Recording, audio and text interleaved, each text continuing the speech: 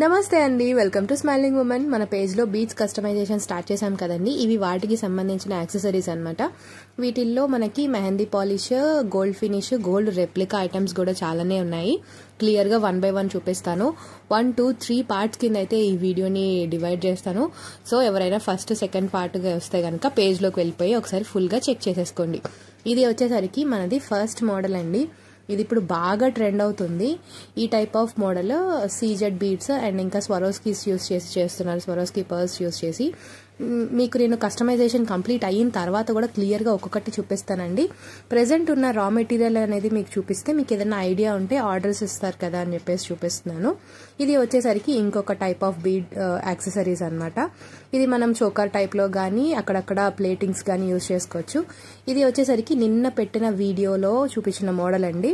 White and pink కాకుండా ఇది వచ్చేసరికి ఫుల్ వైట్ స్టోన్స్లో మెహందీ పాలిష్లో వస్తుంది. వీటికి green colour CZ crush beads వేసుకుని కస్టమైజ్ చేస్తే చాలా బాగుంటుందండి. అండ్ ఇంకా నెక్స్ట్ వచ్చేసరికి చాంద్ బాలీస్ అండి. ఈ లాంగ్ సెట్స్లోకి మనకి చాంద్ బాలీస్ కూడా ఇయర్ రింగ్స్ లాగా సెట్ చేస్తున్నాను అనమాట.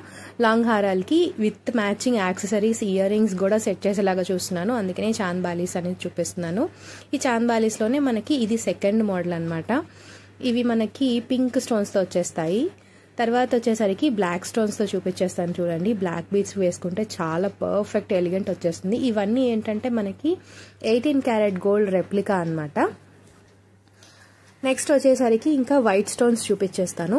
వీటిల్లోనే మనకి వైట్ స్టోన్స్లో కూడా అవైలబుల్ వస్తుంది. కింద ఉన్న స్పేస్లో ఏంటంటే మనం ఏ కలర్ బీడ్స్ అయితే యూజ్ చేస్తామో ఆ బీడ్స్ హ్యాంగ్ చేసేసుకొని వేసుకుంటే పర్ఫెక్ట్గా ఉంటుంది. ఇంట్రెస్ట్ ఉన్న వాళ్ళు